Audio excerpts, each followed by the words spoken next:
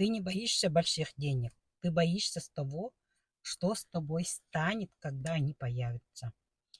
Ты можешь хотеть больше дохода и одновременно внутри сжимаешься от этой мысли, потому что уже в голове есть связки.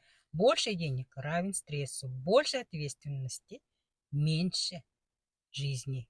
И тогда начинается странное. Ты вроде хочешь расти, но сама себя тормозишь. Откладываешь шаги, сливаешь возможности, остаешься там, где привычно. Мозг не идет туда, где лучше. Он идет туда, где безопасно и знакомо.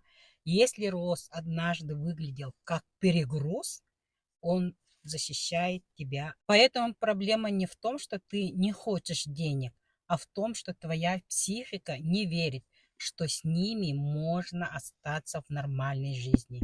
Теперь вспомни одного человека с деньгами и спокойной жизнью. Не идеального, а реального.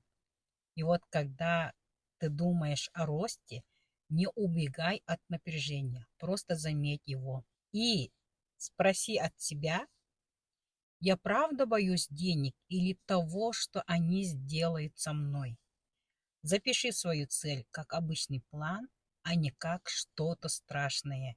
Иногда ты не боишься больших денег, ты боишься с той жизни, которая с тобой случится.